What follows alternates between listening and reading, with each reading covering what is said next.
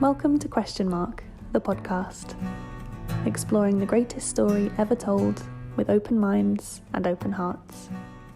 We light it up, we won't come down, and the sun can't stop us now. Watching it come true, it's taking over you. This is the greatest show, where it's covered in all the colored lights, and the runaways are on in the night. Impossible comes true, it's taking over you.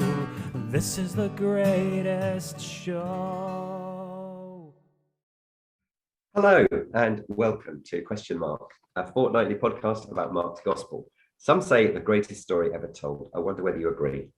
We are very pleased to have you with us today, whether you're listening or watching, whether you've visited before or it's your first time. My name's David Payne and I'll be your host for this, which is the 39th episode of our journey, I think, Seth, through Mark's Gospel. Today we're delighted to have Joth Hunt with us. I'm told, Joth, that you serve as regional minister for many churches in the South Eastern Baptist Association, support Liverpool Football Club, and are a keen park runner. First of all, you did say there's a reason for being called Joth. I wonder what that was. And what does your job involve day to day? What's it all about? Great to have you with us. Do introduce yourself. Oh, thank you. Yeah, bless you, David. Good to see you, Stefan. My name, Joth, actually, my real name is Jonathan. So my mum will call me Jonathan, and would tell anyone off for calling me Joth, by the way.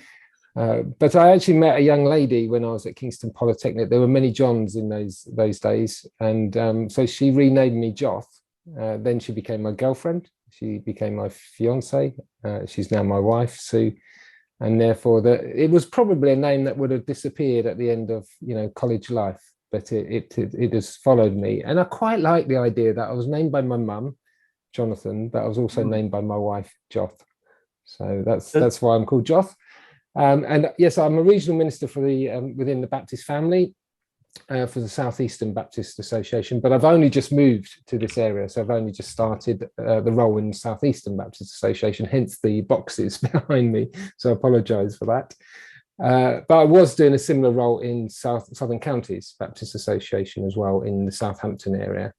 Hence why I know Stefan, because we have a link with Sean Blackman, who got us together, and we've met up a couple of times.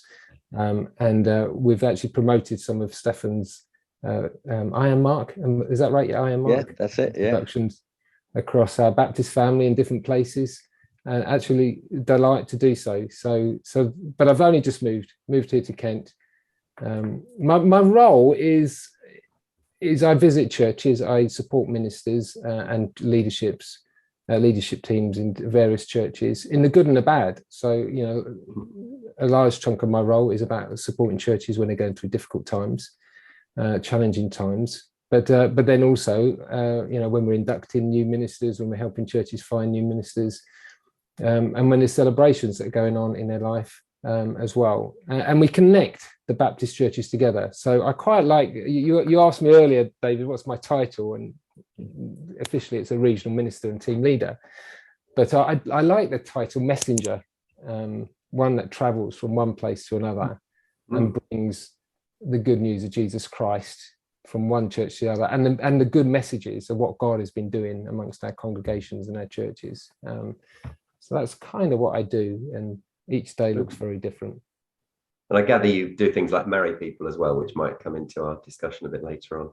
Yeah, I mean, I am a Baptist minister myself. Yeah, and I served in Harlow Baptist Church for 8 and a bit years, and also at Eastleigh Baptist Church. So I've done a number of weddings. So I miss them now. I don't do so many now. Occasionally I may do one or two, but when you're a local pastor, that's part of the role.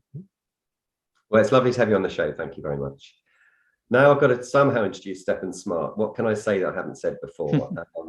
You may have seen my request on our I Am Mark community Facebook page that I'm wondering what to ask him in these introductions. You haven't disappointed. So today's question from the community staff is, first of all, I think credit should be given to the chair, which plays a major part in your I Am Mark presentation. If you don't know what we're talking about, you better watch it. You better watch the next presentation.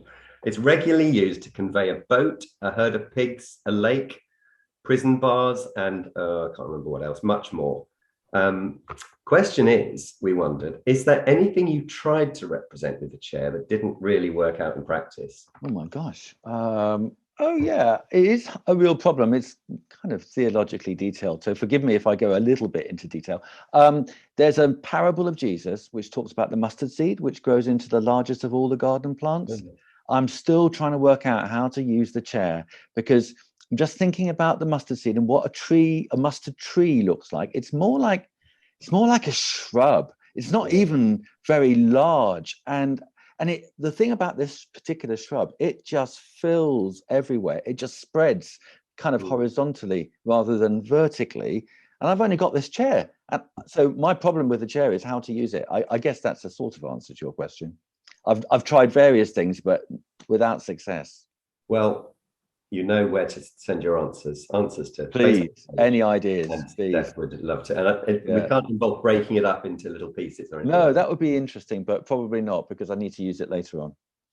And how do you know Joth through Sean Blackman, who's also been a guest on this show, as some listeners will know. And it's been great to get to know you, Joth.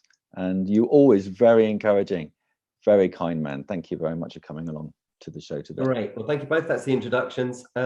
Today's passage is entitled Divorce in the NIV, which is the translation we're using. I wonder whether we might find a slightly different focus to the passage, but let's find out as Lucy Warner reads it for us. Lucy. Mark chapter 10, verses 1 to 12, New International Version, Divorce. Jesus then left that place and went into the region of Judea and across the Jordan. Again, crowds of people came to him, and as was his custom, he taught them. Some Pharisees came and tested him by asking, "Is it lawful for a man to divorce his wife?" "What did Moses command you?" he replied. They said, "Moses permitted a man to write a certificate of divorce and send her away." "It was because your hearts were hard that Moses wrote you this law," Jesus replied. "But at the beginning of creation, God made them male and female. For this reason, a man will leave his father and mother and be united to his wife, and the two will become one flesh. So they are no longer two, but one flesh. Therefore, what God has joined together, let no one separate." When they were in the house again, the disciples asked Jesus about this. He answered, "Anyone who divorces his wife and marries another woman commits adultery against her. And if she divorces her husband and marries another man, she commits adultery." Well, thank you, Lucy, for that. We're going to look at the passage in 3 sections, but first of all, because it refers very specifically to a passage in Deuteronomy, we thought I'd read the passage in Deuteronomy as well. So Deuteronomy 24, verses 1 to 4 says, "If a man marries a woman who becomes displeasing to him because he finds something indecent about her, and he writes her a certificate of divorce, gives it to her, and sends her from his house, and if after she leaves his house she becomes the wife of another man, and her second husband dislikes her and writes her a certificate of divorce, gives it to her, and sends her from his house, or if he dies, then her first husband who divorced her is not allowed to marry her again after she has been defiled. That would be detestable in the eyes of the Lord. Do not bring sin upon the land the Lord your God is giving you as an inheritance." So, possibly a bit confusing, but thought it would be helpful to read that first. I was interested, actually, Joth, we'll start with you, if that's all right, as our guest. Yeah. But the crowds come to Jesus and he taught them, and then all Mark talks about is he chooses this interaction with the Pharisees. I wonder what you make of this, the first 4 verses. Yeah, well, I'll say this at the beginning, that when Steph gave me this passage, my heart sank. I thought, oh no. But then we did agree someone has got to kind of look at this passage together. And I think it's just worth saying before we kind of comment on the passage that just noting that there is huge pastoral issues for people right across the generations and times for this passage. So there is some controversy about it. And actually, even at the time, there was as well. I think that's probably the first thing I'd like to say is that there was controversy about divorce. There was disagreement, even amongst the Pharisees. There were 2 schools of thinking. They were kind of polarized, and therefore it's not surprising, I guess, that the Pharisees, approached Jesus with this with this question. What I want to note, though, is that this is the beginning of a journey.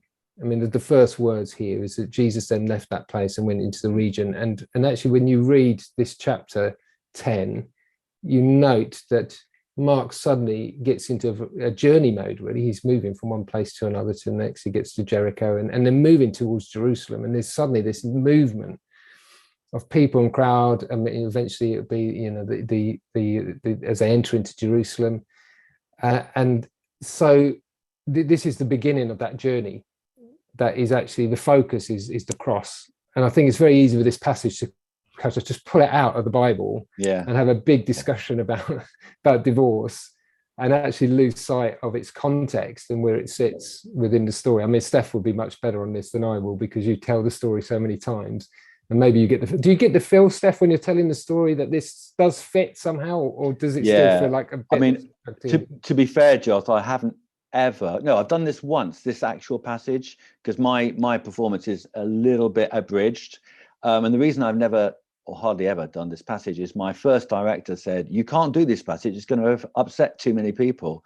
But in answer to your question, yeah, definitely this passage and any other passage I think really fits well together. So yeah, totally agree with you. And I think the Pharisees are introduced as well here. Yeah. I mean, I think they are earlier Jesus mentions the Pharisees earlier, but they come into play. They're like, if this is a drama, they're entering into the drama. And of course the Pharisees are playing this role now, and along with the teachers of the law, they're going to have a key role of trying to trip Jesus up, try to find heresy, try to find a reason to get rid of this man, and eventually to put him on the cross. And I think it's important for you, isn't it, to understand that when you say trip up, they're actually looking to bring him to death. They're actually trying to find a way to accuse him so they could kill him. That's the plot at stake. Because I think it does say in chapter 3 that they went out with the Herodians, the Pharisees, in order to kill him. And here's an example of what they're going to try and do. If he says something untoward, he could get arrested, and if he gets arrested, he could be toast. Yeah. Sorry to interrupt there, Josh. Sorry, I just thought I'd mention that. Yeah, no, it's good. Yeah, but the heat is being turned up, isn't it? Yeah. You get this sense that the heat is now being turned up, and it happens. I mean, Jesus didn't choose the topic of divorce. No. Yeah, that's right. The Pharisees chose it because it's controversial. And actually, we discover that all the way through life. And when we talk a little bit more about, what do we take from this into our own lives? I think we need to remember that this was thrown as a controversial issue to try and trip Jesus up. And actually, I'm more interested in the way Jesus responds to them. Certainly. Yeah, me too. I think it's interesting how Jesus responds. He probably takes I don't know if you agree with this, Joth. He takes the debate onto a different plane altogether. And instead of being tripped up, as you're saying, he actually ends up looking really, wise and full of grace, actually, I think. But David, in answer to your question about the first 4 verses and the journey, I must say at this point that, in the background, every time I appear on this podcast, David, you know this, there's my friend John Burnett, who's the person in charge of the Gospel of Mark workshop. And he's probably listening in as we speak. And basically, a lot of my thoughts come from him, because I think he's an Orthodox theologian. He's been looking at Mark's Gospel for the last 15 years, nothing else. It's been his life. So helpfully, in this case, he's written an article about this particular passage, which I've kind of gleaned from. So I'm going to sound perhaps a bit more learned than I usually do today, but it's probably because of him. I just want to let you know. And coming to this place, what I think and what I think John thinks is interesting is the place is across the Jordan. So he's gone down through Judea and across the river, across the Jordan, and that's a place called Perea. That's actually the place that John the Baptist was baptizing. And Perea happens to be the place which is ruled by Herod. Herod, the one who marries Herodias, and Herodias is his brother's wife. And the thing is and this is why I think it's quite interesting where they are, and why I think they might be, the ground I think they're trying to trap him on isn't so much about divorce itself, but what does Jesus actually think about this particular issue? Herod divorced his wife. Herodias divorced her husband, who happened to be Herod's brother, and they got married in Rome. They were in Rome and they got married. And the Pharisees are asking Jesus about this particular issue, because if he says something like, well, he might fall into a trap. I mean, I could go into explain, that Deuteronomy passage which says divorce is actually okay. Divorce is actually okay. And Moses says you can give a certificate of divorce to your wife and send her on her way. So it is permitted by the law. If Jesus says it's permitted by the law, which he has to say in answer to that question, the next question is going to be, so what do you think about the law about a person marrying his brother's wife, which is in Leviticus? And if Jesus says, I don't think that's absolutely right, because in Leviticus, then the Pharisees have got him, bang. And don't forget that the Pharisees are linking in with the Herodians at this point. So it's a plot, basically, to get Jesus to say something.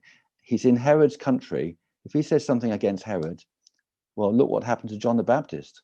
He said exactly the same thing, and he got executed. So this is absolutely a fantastic opportunity for the Pharisees. There you go. I'm going to finish now for the moment. No, that's really helpful. And thank you to John for that, because that gives us even greater context, doesn't it? And understanding of where this is coming from, which is really helpful. What I love is that Jesus doesn't answer their question, which is so often the case, isn't it? Yeah, exactly. He's got a better question, because their question is really, what would you permit, Jesus? Yeah. This context, and he says, what was commanded? Yeah. What did Moses command you? Not what did Moses permit you? He says what was the command that's kind of under the foundation of all this. Yeah. And I'd love this approach, because I do a bit of mentoring and have done some mentoring training, and the whole role of the question within mentoring, within our journeys, whatever we face, and we do face controversial issues from time to time. I like to ask the question, what is the question of Jesus at this stage? Because he always takes us to the deeper level, the better place, the more important question. Yeah. And often he's saying, but the answer's there, isn't it? Yeah, exactly. You're jumping ahead and trying to excuse your behavior, rather than actually going to the foundational question of what God has kind of laid down in the Mosaic law. Yeah. Oh, I think we'd agree that it's about foundation, isn't it? It's about what's beneath the letter of the law here. I mean, interestingly, I agree with you. When I first read this passage, I thought, permitted is different to commands, but I'm not sure now. I think actually, from what I've read in this article by John, the word permitted there is exactly the same word as the one that is used by the Pharisees. So it's actually authorized. So it's not like he's not like saying to them, oh, there's two kind of levels of law. There's a permitted and there's the real law. He's actually saying what is actually authorized in it. That's what John says, take it or leave it. And I think for me, what's interesting about Jesus changing so basically giving them the question. So saying, I'm not going to answer that, you answer it. They have to say what they wanted Jesus to say. In other words, they will end up saying the thing that they were trying to get him into trouble for. So it's a brilliant maneuver, potentially. So at the end of that section, we've talked about Moses, that Jesus then goes back in the second section, verses 5-9, and takes them further back to Genesis. Yeah. And he then tells them, doesn't he? So For this reason, a man will leave his father and mother and be united to his wife. And it just seems to me he's saying, right, what are you going to make of that? This is what it says. What do you think? Do you want to go first, Steph? Yeah, I mean, I think it's fascinating. I mean, I can't pretend to have got my head around this completely, to be honest. But I think I'm going to give it a go. I'm going to be courageous on this occasion and give it a go. I don't know if Jesus is actually debating with them about divorce at all. I don't think that's the issue, because everyone knew from what I've said and what you've said, from quoting from Deuteronomy, that divorce was permitted. So it is therefore quite odd that the Pharisees would ask the question about whether divorce is lawful in the first place. The only possible reason, it seems to me, is because they wanted to get him into trouble by saying something else about marriage, which is going to have connections with Herod and Herodias. Because if he can say something from Leviticus, if he says the law is absolutely appropriate here, and the law is appropriate in Leviticus too, as I said earlier, they've got him. So it's not really about divorce. And and Jesus is now saying to them, and I think what the crucial bit here is, it was because your hearts were hard that Moses wrote you this law. And that before the law was written, God had a view about what marriage was meant to mean. And as far as I can work out, what marriage was meant to mean was something like, it was like a symbol, but also the enactment of what God wants of us all, what he wants of his whole creation. So marriage, you have a man, as Jesus says, and you have a woman, and they're joined together. In other words, you have two different things, and they become one. And what the Ephesians tell us, and what Colossians chapter 1 tells us, is what God wants is to bring diversity. From diversity, wants to bring unity. That's what Christ came to do. That's God's ultimate object. That's what God purposes for the whole of creation. Unity under him, unity under the Lord. And marriage is like a symbol and in itself a sacrament of precisely that. So it isn't completely clear to me, to be honest, but the phrase "for this reason" again is quite important. So, but at the beginning of creation, God made them male and female. And for this reason, in other words, he made them deliberately separate for this reason, that they might become one. So he's created, that's what God has done. He's made us all diverse. He's made us all different. There's nothing, we are quite similar in many ways, but in terms of male and female in particular, in terms of our race, in terms of our status, in terms of many, many different things, we are all different. What God wants to bring is the whole of creation into one. Like Paul says, there is no slave or free man, there is no Greek or Jew, there is, and so on. They're all one in Christ. That, I think, is what's really going on. But because their hearts were hard, in other words, because they're human beings, because like us, we are sinful, we're sinful human beings. Because their hearts were hard, Moses permitted them to divorce. And that wasn't God's original intention, for the reason I've said. Sure. I don't know if that made did that make any sense to you at all? I'm trying my best. Yeah, I think yes, it does. I mean, I think the unity thing is absolutely spot on. I would echo that completely. Yeah. But I think, I'm not sure if you said this, but I think Jesus wants to take them to the foundation, to the very, not to the command of Moses, but the command of God. Yeah. And therefore he takes them back to creation. How has God created the world? How is he, what are the rules? What is the law of creation in a sense, as he's created men and women? And of course, Genesis is a book of Moses as well.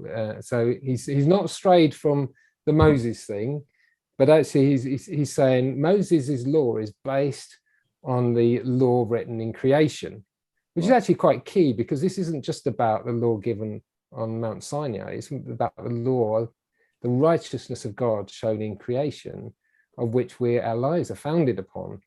And one of these aspects, and one of the foundational stones, is this area of marriage, of a man and a woman coming together and being united, and no one should ever separate. That's a foundational kind of aspect of God's holiness, righteousness, and I think absolutely, because it reflects who God is. Exactly. Yeah. The Trinity are completely united and will never be put aside. They will never. And also, sorry to interrupt, but it also reflects his relationship with us, because God talks, repeatedly about that being a marriage, isn't it, between God and Israel, between exactly that. So yeah, and well, absolutely, and you've got the illustration of Christ and his church, and as a regional minister, when we knock the church, sometimes I want to stop people and say, we're abusing the bride of Christ, of which he loves. So this theological echoes that kind of go from creation into the law, into Jesus's teaching, but also into Paul's teaching as well, in terms of marriage, particularly. I mean, maybe this is more teaching about marriage, than divorce, and getting that foundation in place. However, he doesn't I don't think he loses sight that there is the law of Moses and the hardness of the heart of men, whatever that means. And actually, that Deuteronomy passage, David, that you read, is really a protection of women in those times, because women could just be thrown aside all the time, thrown aside. And a lot of the commentators see that actually as a protection, that this is not an easy thing to do. This is something we shouldn't enter into lightly. It happens. And at times it has to happen. I think in terms of all the way through history, there've been moments when actually divorce is probably the right thing to do in the context. But God puts protection around them, so that this is added law on top of the foundational law. But it doesn't remove his holiness. It doesn't remove his righteousness and his call for us to seek and long to be in that place of righteousness and holiness as best we can. And as a Christian minister who's married people, how does that work out for you, in terms of you may not believe the same as everybody else, but how does it work out for you? Well, I mean, I have to be careful what I say, and you may get a whole load of comments in a minute, but I'm quite pragmatic in my theology. I think there is pragmatic theology. I don't know if everyone's written a book about it, but it does seem to me that Paul is quite pragmatic in his theology, and Jesus is quite pragmatic. He understands the realness of life, and I don't think what Jesus is doing here is saying, here is the rule, live by it. Yeah. I think what he's saying is this is the holiness of God.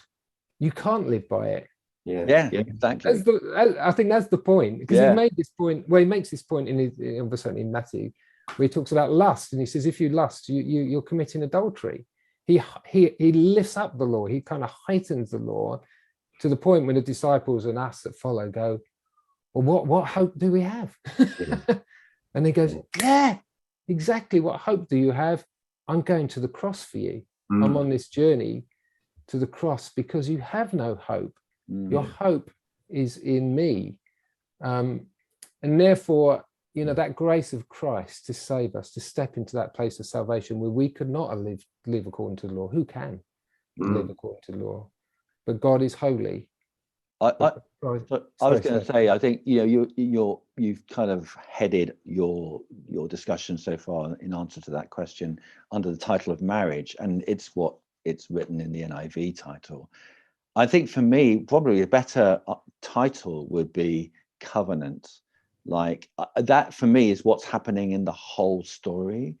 It's all about what God's covenant is with humankind, with Israel, and how Israel has broken that covenant, and how God wants to restore that covenant. That's why Christ says at the end, he says before his execution, this is my blood of the covenant poured out for many. He's establishing a covenant between God and man. Marriage is an example of what God wants to produce. It's an example of unity in diversity in relationship with God. That's what his purpose is. for the whole of his creation. And so for me, this has been the story throughout Mark's gospel, the way people haven't recognized God's desire to bring unity where there's been diversity. So in the conflict between the Gentiles and Israel, in the exclusivism of the Pharisees, for instance, saying only Israel counts, or the disciples feel the same way. That's not God's plan at all. God's plan is for unity to be brought out of diversity. And so this follows in a theme all the way through. So marriage it's about marriage, yeah, but if in a kind of wider focus, it's about covenant too.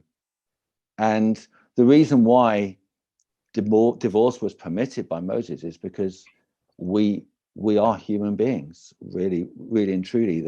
That was God was aware of our inevitable weakness and our inability to follow his commands. That's why it says Moses permitted a man to write a certificate of divorce. And I think when we get to the next passage, it talks about, Jesus actually talks about explicitly what divorce is. I think the problem for many people when they read this whole passage is, isn't Jesus then condemning divorce? I don't think that's necessarily the case, because everyone agreed, including Jesus, that it does say in the law that a man can write a certificate of divorce. So I think it's more about what is God's purpose as a whole in the whole of Mark's gospel, rather than this particular subject. And I think you're right, Steph, that the danger is that you can pick a passage, can't you, and kind of drill down into it and then say this is what it means, without actually seeing it in the fullness of everything that is going on in terms of the story. And Mark is not interested in that. And that's why your drama of Mark is absolutely crucial, that you journey through the story, that the whole story kind of counts, doesn't it? And you only understand it in its fullness. And you only understand the fullness of this passage when you see it in the light of the cross. Yeah. Of which we get, you're heading towards the journey get there eventually. Exactly. Yeah. And it's in that, why did Jesus die? Because we can't reflect the wonder and the beauty of the unity of the Trinity in marriage. No marriage can. No. Doesn't mean every marriage ends in divorce, but none of us reflect the wonder and the glory of God. We all, in a sense, break that law that's underpinned by the holiness of God. And that Christ comes that we might know his salvation in that, because we can't save ourselves. Exactly. Quite interesting, isn't it, that in all of this there aren't actually many examples of married people. It's all individual, or maybe they were married, but I don't know, they didn't talk, they didn't get involved, but they didn't talk. It doesn't talk about married people specifically, but then the whole thing is about the church and the bridegroom, if you like. So if you want to say, ask a man how he should behave towards his wife, well, have a look at Jesus. Here, it's all in there. Maybe. Yeah. That's what Paul would say, wouldn't it? That husbands give up yourselves as Christ gave himself up for the church. Yeah. How about the last section where time is ticking away? Yeah. So the disciples then asked Jesus, "What's going on, Jesus? Tell us what's happening." Well, one thing I did want to note in those last verses is that in Moses' law, a husband could divorce his wife. In this passage, Jesus talks about when a woman divorces, and suddenly he gives her equality in this debate, which women just never had.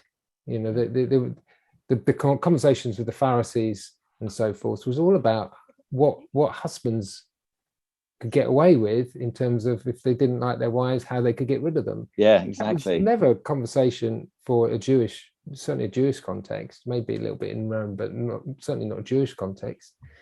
There's some discussion of whether this had been put in, this extra bit, to kind of fit with later culture, but I like to think what we have is what Jesus said. Yeah. And if we go from there, I think that is incredibly controversial for the day, that Jesus includes women in this conversation about if she divorces her husband. Yeah. Yeah, I mean, I'd agree with you. I honestly, when I first read this passage, I think, yeah, it's amazing that he said that. It is so countercultural, because there's nothing in the law of Moses that talks about women. So he's saying something different and something new. I mean, having said that, having read John's article, though, I've got to say, you know, I hate doing this, but it's possible I'm blowing you out of the water, Joth. No, it's fine. I mean, what do I know? Yeah, or you're blowing me out of the water, vice versa. I mean, but we can have some constructive disagreement, can't we? So here's what John says, and I think it's fascinating. So the thing is, they're inside the house now, and so they're not in the earshot of the Pharisees. Remember, the Pharisees are the guys who want to kill Jesus. Yeah. And they're plotting with the Herodians. They're going to get him into trouble with Herod if they can. But now he's inside the house, and so the disciples ask him, "What's all this about? You know, describe to us what's going on." They're not necessarily asking about the divorce, whether the divorce is lawful or not, because divorce is lawful according to the Old Testament. So it's not about that. Maybe it's about the wider debate. I haven't worked it out myself why they ask about this, whatever this is. But yeah. I think Jesus's answer is fascinating given the context. So this is what actually happened to Herod. Herod and Herodias, they were married to other people, and they were in Rome together, everyone. And they thought to themselves, you know, I reckon if I married Herod, this is what Herodias thought. If I married Herod, I'll get a bit of a leg up in terms of my status, because I'm only married to the fourth son in the family, and that means that he hasn't got any title. He's got a bit of money, but he's not got a title. But Herod, he's the tetrarch. If I marry Herod, I'm going to get a step up. So she divorced her husband and married Herod. And if Herod also, for whatever reason, quite liked Herodias, perhaps there was something that he could gain from Herodias. Maybe she was really sexy. Whatever the reason, he was already married.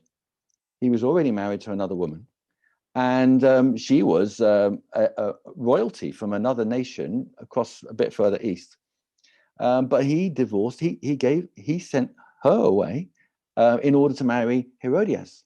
So when you look at the Greek, apparently the phrase "anyone who divorces his wife and marries another woman commits adultery against her," that's apparently, I'm just quoting John, in the subjunctive mood, which means what it really means is, what it implies is, anyone who divorces his wife in order to marry another woman commits adultery against her. And if she divorces her husband in order to marry another man, she commits adultery. So Jesus potentially, this is the argument, in private is saying to the disciples, actually what Herodias and Herod did was wrong, which is exactly what John the Baptist said. Because if you look at Leviticus chapter 18, it says you should not marry your brother's wife, and you shouldn't divorce anyone having in mind someone else you already want to marry. So again, it's a different take on that subject. Yeah. I mean, it's really helpful context again, in terms of what was going on, and that they would have known, you know, all that gossip of what was taking place, which is very helpful. If it's true, Joth, I mean, I don't know if it's true. I'm just taking John's word for it. But if it's true, it kind of blows out of the water as well, doesn't it? A lot of people's upsetness about these particular phrases, when you read them in the NIV, what used to be the case, certainly not so much these days, divorce is more common, but 20, 30, 40 years ago, this verse would be used to say divorce is wrong. Absolutely wrong. And in fact, now not necessarily these verses, but earlier on, it talks about For this reason, a man, in the beginning of creation, God made them male and female. Even that verse is taken a bit, isn't it, and used. And I think the problem is, if we haven't quite understood that verse properly, if what I've just said is correct, then that takes away all that moral stigma that accompanies those verses. It's intriguing what a difference a word or two makes, isn't it? Yeah. In translation. Yeah. What do you want to add to that, John? Well, I mean, I'm kind of pondering that, and of course, all that you've just shared with us, Mark doesn't record for us as listeners that are listening into what he has to say. But I think it's really, really helpful. I think, it's, the study of context is absolutely crucial in terms of as we read scripture. But it doesn't take away the fact that Jesus says, in both these cases, the end result is that they commit adultery. Yeah. Which actually, for me, because Jesus asked the question, what did Moses command you? So they go to the Deuteronomy passage. Did Jesus intend for them to go to the Ten Commandments rather than the Deuteronomy passage? Interesting. And he knew they would go to the Deuteronomy passage because that's the one they wanted to talk about, because it came, they could argue about all the permissions for divorce. Yeah. But actually, what did Moses command you? Well, actually, the Ten Commandments is what everything is laid upon, which actually Jesus goes back to a number of times in his teaching. And in this case, one of the 10 commandments is do not commit adultery. So he's saying this is broken if this takes place. And I think actually you can put everything you said, Steph, into that as well. Whether you divorce someone because you want to marry someone else, it's divorce. It's not divorce. It's adultery that is taking place, and the law and holiness of God is broken at that point, and therefore salvation is required and grace is needed. Yeah. The bar, Jesus again just lifts the bar of the law, doesn't lower the bar. They want to lower the bar. Jesus lifts the bar. Everyone goes, we can't jump that bar. No, we can't jump that bar. But Jesus does on our behalf as he goes to the cross for us. And then pastoral ministry must be offered in the light of that. Because you were hinting, David, earlier about, whether, I think you were hinting whether I've married divorced people. I have, because my argument would be that through the grace of Jesus, they've come to a different place. Yeah, I haven't done it lightly, and there's always been conversations about what has happened in the past and learning and growing from that, but also recognizing the grace of Jesus Christ, because the bar can't be hit by any of us. And yet their desire is to be in a loving relationship once again, and reflect the glory and the wonder of God as they move on into the future. Can't turn back the past. You can't change the past. But what we can do is we can live for the glory of God into the future. But I recognise it's compromise, and I recognise it's pragmatic. But I am convinced as a pastor, it was every time was the right thing to do. Are you going to write the book, John? Joth? Write the book. Theology. Pragmatic theology. I had the time. We've got a couple of minutes left. Has anybody got a very quick final thought, anything that they haven't said? We're done. It's absolutely fantastic. Thank you. Well, lots to chew over there, certainly. Joth and Stefan, thank you so much for taking time to share your thoughts with us. It's been a lot of fun, as it always is, sharing together. And we've enjoyed having you with us too, lovely listener. We hope you'll check out the website, iam-mark.com, and the Facebook community. Do join us again or listen to previous episodes, which can be found wherever you usually listen to podcasts, and even on YouTube if you want to see our faces and our backgrounds. We'd love you to like and subscribe and tell your friends if you've enjoyed today's conversation. Well, that's all we have time for. Time is ticking away. So it's goodbye from Joth Hunt. Thanks ever so much for having me. Goodbye from Stefan Smart. Bye. And until next time, goodbye from me. Goodbye. If you enjoyed this episode of Question Mark and don't want to miss any future episodes, be sure to click on the subscribe button. This also means other people can find the podcast and join the conversation too. We'd also love if you could leave a review so we know what was good and what we can improve for future episodes. If you want to find out more about I Am Mark, Stephen Smart's solo word-for-word dramatisation of Mark's Gospel, go to www.sleek.bio/IamMark, where you can sign up for free for his newsletter and a whole host of other goodies.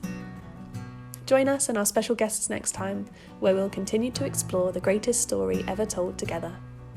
If you want to get involved with the podcast or have any questions or comments in the meantime, please do get in touch using the I Am Mark social media channels. We'd love to hear from you. We light it up, we won't come down, and the sun can't stop us now. Watching it come true, it's taking over you. This is the greatest show, where it's covered in all the colored lights, and the runaways are on in the night. Impossible comes true, it's taking over you. This is the greatest show.